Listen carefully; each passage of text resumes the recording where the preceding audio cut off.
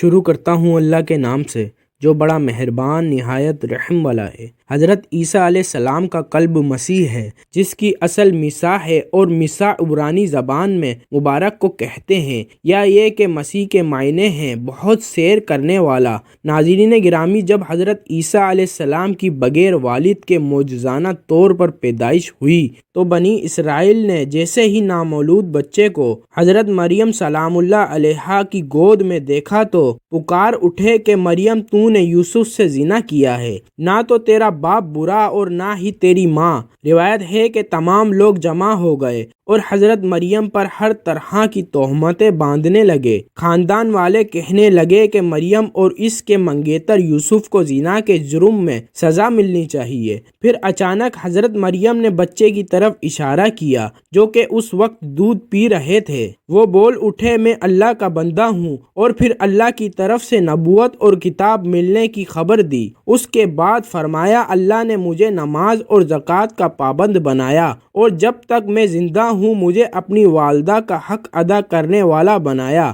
اور مجھ کو سرکش اور بدبخت نہیں بنایا، اور اللہ کی سلامتی ہے مجھ پر، جب میں پیدا ہوا، جب میں مروں گا، اور جب دوبارہ زندہ کر کے اٹھایا جاؤں گا۔ یہ سننے کے بعد کچھ لوگوں کو تو یقین ہو گیا کہ بی بی مریم پاک دامن ہے اور یہ بچہ اللہ پاک کا معجزہ ہے، لیکن زیادہ تر پھر بھی حضرت مریم اور ان کے بیٹے حضرت عیسیٰ علیہ السلام کے خلاف ہی رہے۔ جب حضرت عیسیٰ علیہ السلام کی عمر مبارک 7 سال کی ہوئی تو یہودیوں نے ان کو بہت تنگ کرنا شروع کر دیا اور بیت المقدس کے حالات خراب ہونے لگے، تو حضرت مریم سلام اللہ علیہا اپنے بیٹے حضرت عیسیٰ علیہ السلام کو لے کر مصر کی طرف ہجرت کر گئی۔ پھر 13 سال مصر میں رہنے کے بعد اللہ پاک کے حکم سے دوبارہ فلسطین آئے۔ پھر اللہ پاک نے 30 سال کی عمر میں حضرت عیسیٰ علیہ السلام کو انجیل عطا فرمائی۔ اللہ پاک نے حضرت عیسیٰ کو بے شمار معجزات عطا فرمائے، جن میں قابل ذکر یہ ہیں: حضرت عیسیٰ علیہ السلام بغیر والد کے پیدا ہوئے،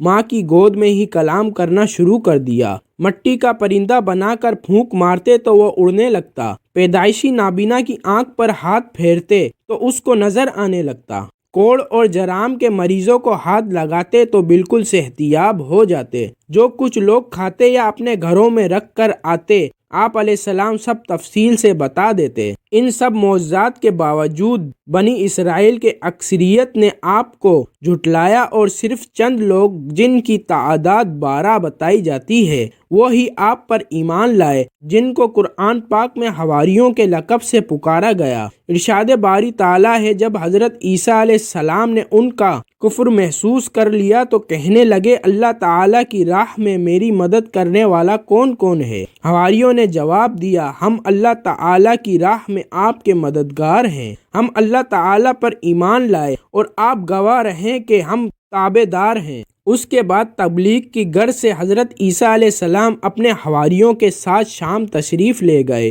وہاں بھی بنی اسرائیل نے آپ کی بڑھ چڑھ کر مخالفت کی اور ہر طرح سے آپ علیہ السلام کو اذیتیں دی۔ پھر ایک دن حضرت عیسیٰ کے حواریوں نے عجیب فرمائش کی، جس کو اللہ پاک نے قرآن میں اس طرح بیان کیا ہے، اور جب حواریوں نے کہا، اے عیسیٰ ابن مریم، کیا آپ کا پروردگار ایسا کر سکتا ہے کہ ہم پر آسمان سے طعام کا خوان نازل کرے؟ انہوں نے کہا، اگر ایمان رکھتے ہو تو اللہ سے ڈرو۔ وہ بولے، ہماری خواہش ہے کہ ہم اس میں سے کھائیں اور ہمارے دل تسلی پائیں، اور ہم جان لیں کہ تم نے ہم سے سچ کہا اور ہم اس خوان کے نزول پر گواہ ہیں۔ حضرت عیسیٰ ابن مریم نے دعا کی، اے ہمارے پروردگار، ہم پر آسمان سے خوان نازل فرما کہ ہمارے لیے وہ دن عید قرار پائے، یعنی ہمارے اگلوں اور پچھلوں سب کے لیے، اور وہ تیری طرف سے نشانی ہو، اور ہمیں رزق دے، تو بہترین رزق دینے والا ہے۔ اللہ نے فرمایا، میں تم پر ضرور خوان نازل فرماؤں گا،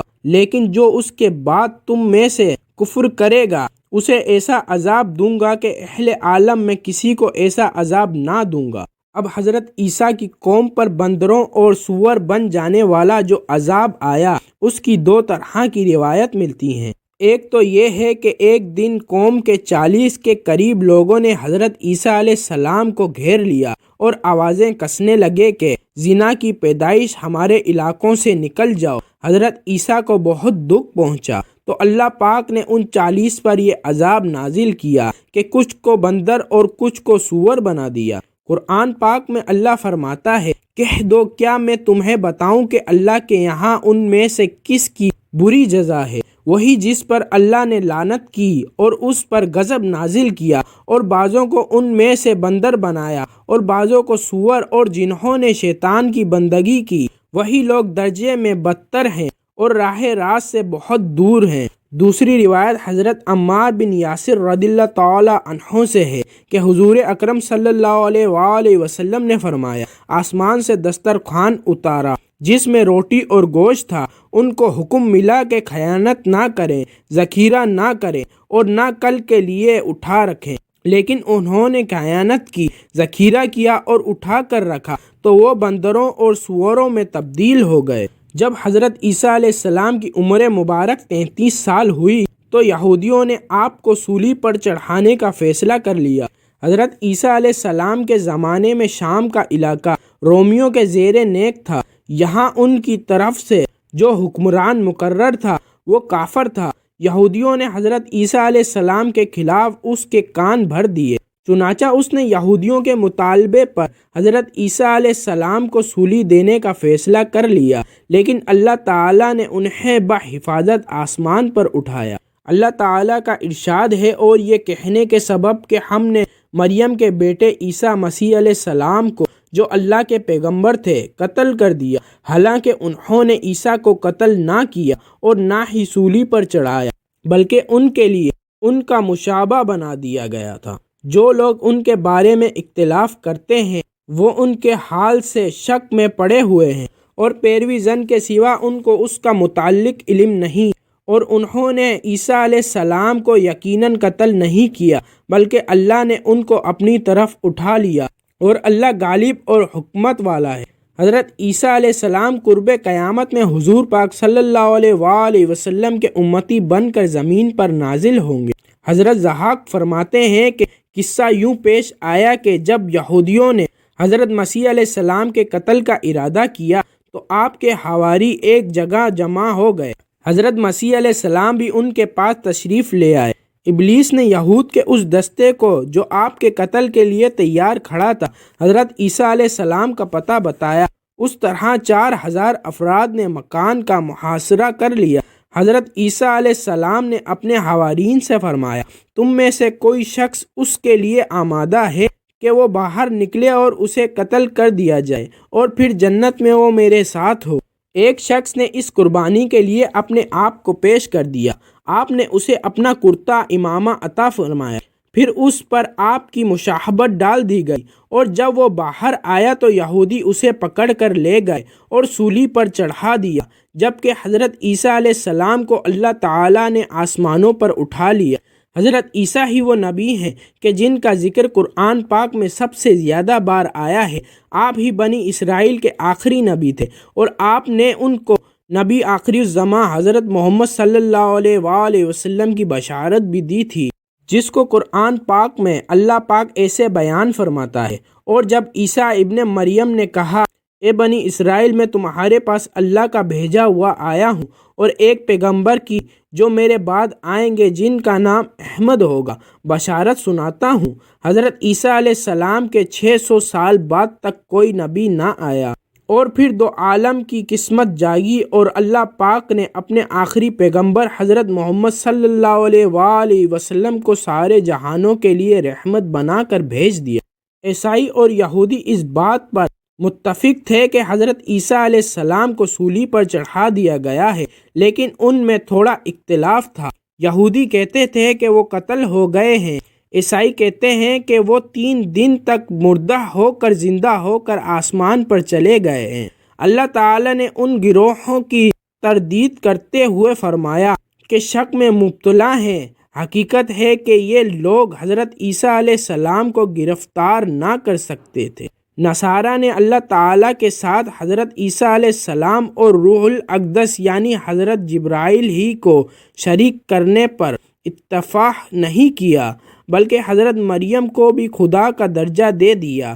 دراصل نصارہ بھی یہودیوں کی طرح مختلف فرقوں میں تقسیم ہو گئے تھے۔ اس وقت ان میں 3 فرقے تھے۔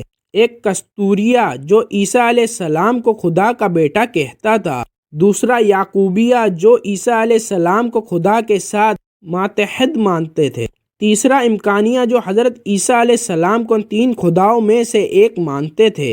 نزول قرآن کے وقت بھی نصارہ فریقوں میں تقسیم تھے۔ ان کا عقیدہ 3 الگ الگ اصولوں پر مبنی تھا۔ ایک فرقہ کہتا تھا کہ مسیح عین خدا ہیں اور خدا ہی باشکل صحیح دنیا میں اتارا کہ دوسرے فرقے کا کہنا تھا کہ مسیح ابن اللہ ہیں، اور تیسرا فرقہ دعویٰ کرتا تھا کہ وحدت کا راز 3 میں پوشیدہ ہے، یعنی باپ، بیٹا اور مریم۔ اس جماعت میں بھی 2 گروہ تھے۔ دوسرا گروہ حضرت مریم کی جگہ روح الاقدس کو شامل کرتا تھا، غرض وہ حضرت مسیح کو ثالث ثلاثہ تسلیم کرتے تھے۔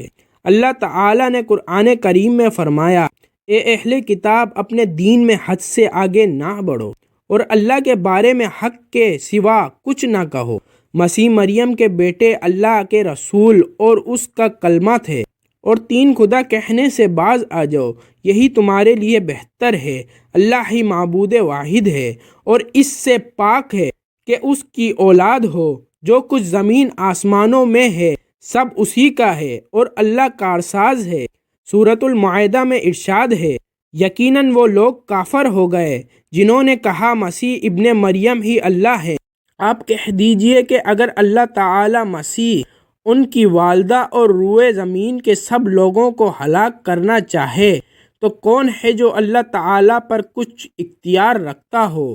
آیت 17 سورہ مریم میں اللہ تعالیٰ ایسا کہنے والوں کو عذاب الہی یاد کرواتے ہیں۔ ارشاد باری تعالیٰ ہے، اور کہتے ہیں کہ اللہ بیٹا رکھتا ہے، تم بہت بری بات زبان پر لاتے ہو۔ قریب ہے کہ اس سے آسمان پھٹ جائیں اور زمین شک ہو جائے اور پہاڑ ریزہ ریزہ ہو جائیں کہ وہ اللہ کی اولاد ثابت کرنے بیٹھے ہیں، اور اللہ کو شایان شان نہیں کہ کسی کو بیٹا بنائیں۔